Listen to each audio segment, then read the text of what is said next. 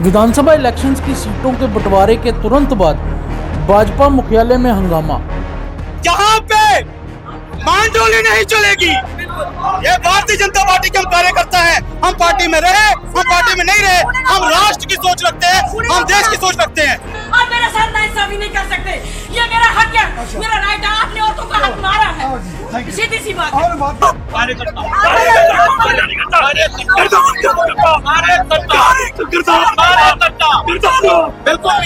मैंने पहले भी सभी कार्यकर्ताओं से बात की है। मैं सबका सम्मान करता हूँ।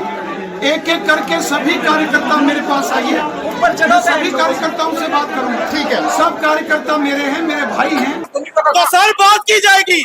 यहाँ नहीं सुनेंगे तो दिल्ली का दरवाजा खटखटाएंगे।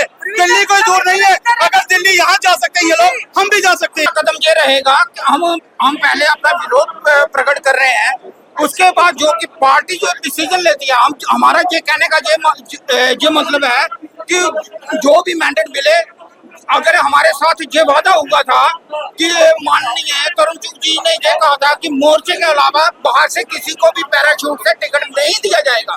न्यूज़ फॉर जम्मू देख रहे हैं आप, और ये एक विधानसभा इलेक्शन एंड बीजेपी से जुड़ी हुई खास रिपोर्ट है। सेल्फ लास्ट कहने वाले बीजेपी के कार्यकर्ता क्यों सीट्स के लालच में भिड़ते नजर आए।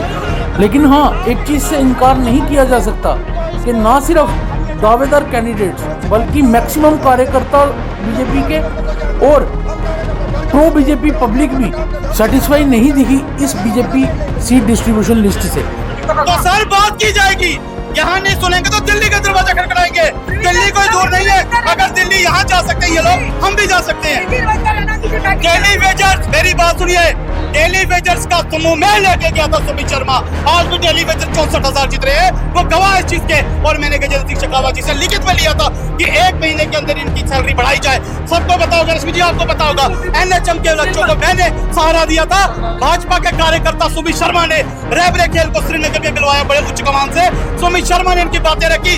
आज सुमित शर्मा एक कर्मठ कार्यकर्ता नहीं रहा भाजपा के लिए। किश्तवाड़ की सीट को आपने किनके सहारे छोड़ के चले गए। आपके चैनल के माध्यम से बोलूंगा, कल को हार गए तो कौन जिम्मेवार है। खिलाफ खड़े रहेंगे। राहुल गांधी की करनी और कतरी में फर्क है, मगर भारतीय जनता पार्टी में अगर ये गलती हुई है तो उसको चेंज करना, उसको तुरंत फैसला लेना कि इसको बदला गया है, उसका हम सम्मान करते हैं। कि जो अगर फैसला नहीं बदला जाता तो फिर आपका एक्शन क्या होगा? उसका अनुसूचित जाति मोर्चा क्या जवाब देगा? मेरे भाई यहाँ पे खड़े हैं, ये लोग जो वादा किया गया था, हमारे साथ मीटिंग हुई थी उनकी, और इस प्रकार से जो कि हुआ कि पैराशूट से जो कि कार्यकर्ता आ रहे हैं जिनका हमें पता तक नहीं है, और उनको जो कि टिकट दिया जा रहा है। मतलब इस प्रकार से हमने 22 साल अपने दिए हुए हैं, अपना जीवन हमने पूरा पार्टी को दिया हुआ है।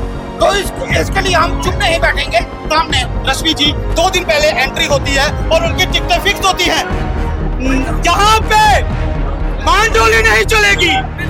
ये भारतीय जनता पार्टी के हम कार्यकर्ता हैं। हम पार्टी में रहे, हम पार्टी में नहीं रहे, हम राष्ट्र की सोच रखते हैं, हम देश की सोच रखते हैं। सुनेंगे क्यों नहीं? भाजपा हमसे है, इन सबसे नहीं है। हम मांडोली नहीं करते, हम देश का सौदा नहीं कर सकते। हम लोग हम देश का सौदा नहीं कर सकते। खासतौर पर बात करें तो और जम्मू वेस्ट की सीट पर उतारे गए कैंडिडेट को स्थानीय पब्लिक और कार्यकर्ता एक्सेप्ट नहीं कर रहे थे। इसके साथ साथ श्यामलाल शर्मा मंजे हुए पॉलिटिशियन माने जाते हैं, और इनको सीट मिलने पर भी कल बीजेपी ऑफिस में यानी कि बीजेपी हेडक्वार्टर में बहुत बड़ा बवाल हुआ।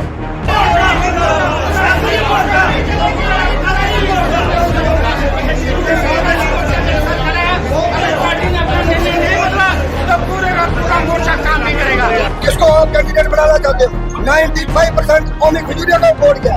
उसके बाद इन्होंने श्यामलाल शर्मा को कहाँ से खड़ा किया? ये हम बर्दाश्त नहीं करेंगे। और उसकी जब भी अपनी कॉन्स्टिट्यूएंसी कहाँ है, सामने से जम्मू नॉर्थ में उसको कोई जानता नहीं। हम कार्यकर्ता घर घर जाते हैं, ग्राउंड लेवल पे काम करते हैं। हम किसी को क्या मुँह दिखाएंगे? कैसे लोगों से वोट लेंगे? तो आपको क्या लगता है किस तरह से? अरे हमें नहीं पता कैसे पैसे खाए, क्या किया, ये हमें। क्योंकि अगर कार्यकर्ता की मान कर करें तो उनका कहना यह था कि सीट डायरेक्ट लैंडिंग को नहीं मिलनी चाहिए थी।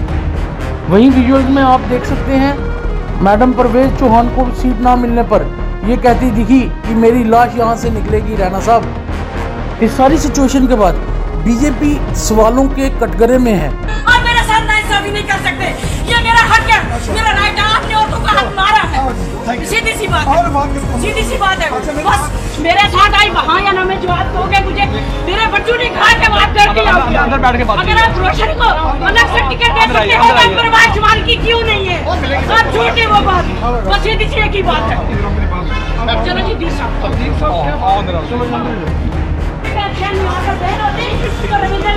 मुझे पार्टी में आपने मुझे आसमान से लेकर नीचे भेजा।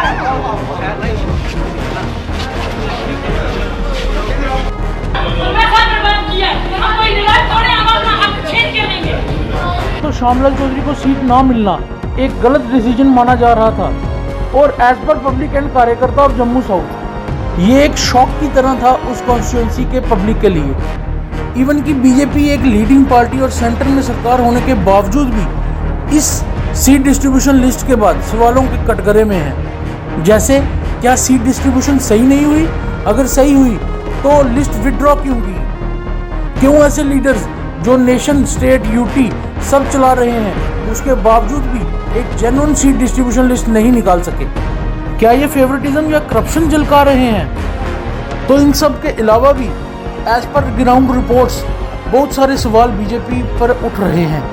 आप भी अपनी राय कमेंट बॉक्स में ज़रूर दें, अपने व्यूज़ कमेंट बॉक्स में ज़रूर दें और बने रहिए न्यूज़ फॉर जम्मू के साथ ऐसे और भी अपडेट्स के लिए।